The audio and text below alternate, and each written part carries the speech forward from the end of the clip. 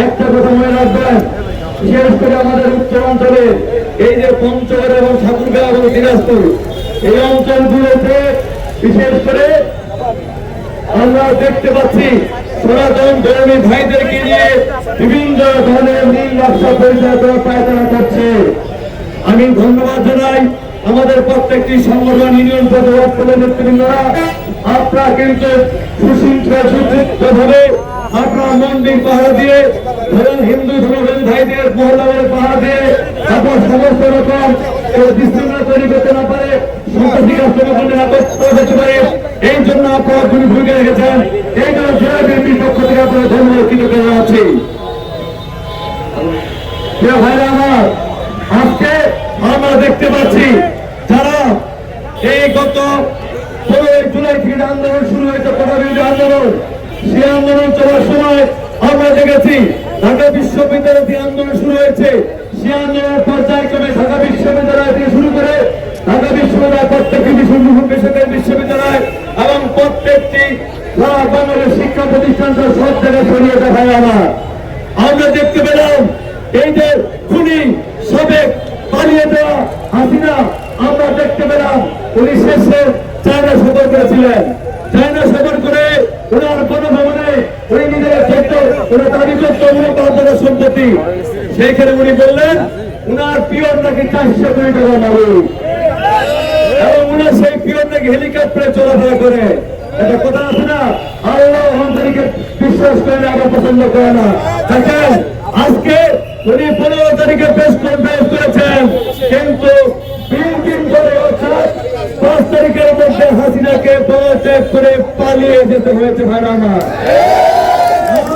তারা কুলাঙ্গার পুত্র আছে, উনি বিভিন্ন দেশের বিভিন্ন ফোন থেকে এক এক রকম এক এক মেসেজ দিচ্ছেন। বাংলাদেশের মানুষ তার এই সব দুর্নীতিবাদ চোর আমরা জানি, ও 6 সাহেব আপনার 1000 কোটি টাকা এখান থেকে চুরি করে নিয়ে গেছেন। আর তথ্য দিয়ে ভুয়া প্রচার করে আমাদের বাংলাদেশের মানুষকে বিভ্রান্তি করতে পারবে না। আজকে তাই আমি বলতে চাই, আজকে আমাদের স্বাধীনতা অর্জিত হয়েছে, নতুন স্বাধীনতা। আমরা অনেকে 1971 সালে স্বাধীনতা যুদ্ধ দেখেছি, কিন্তু আমরা এখানে যারা আছি যুব সমাজ, ছাত্র সমাজ, আমরা কিন্তু 2024 সালে নতুন একটি স্বাধীনতা দেখলাম, তাই না ভাই?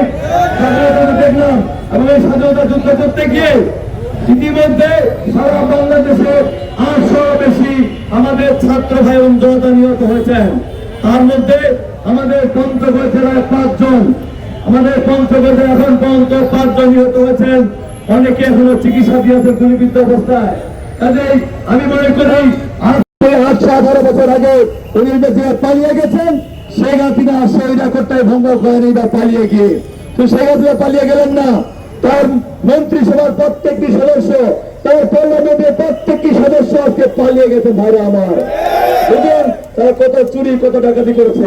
কাজেই আমি মনে করবো আমাদের ছাত্র ভাইরা আজকে আন্দোলন করছেন, আমাদের এখানে আমাদের সবার নেতৃবৃন্দ আমরা আন্দোলন করছি। আমি আশা করবো যে আপনারা শান্তিপূর্ণ ভাবে এখানে অবস্থান করবেন এবং শান্তিপূর্ণ ভাবে অবস্থান করে আমরা প্রমাণ করতে চাই পঞ্চগড় জেলা বিএনপি ঐক্যবদ্ধ আছি। গত 20 দিন আমাদের প্রিয় তারেক রহমান আমার জেলা আহ্বায়ক এবং আমার সাথে উনি স্টেজে কথা বলেছেন এবং সেইখানে উনি কড়া জোরে উল্লেখ করেছেন যে ভাই বিগত দিনে কি হয়েছে না হয়তো সেটা ভুলে যান, কারণ এই যে ছাত্রদের আন্দোলনের মাধ্যমে আমাদের নৈতিক সহযোগিতার মাধ্যমে যে বিজয় সূচিত হয়েছে, সেই বিজয় নিয়ে নতুন করে ষড়যন্ত্র শুরু হয়েছে।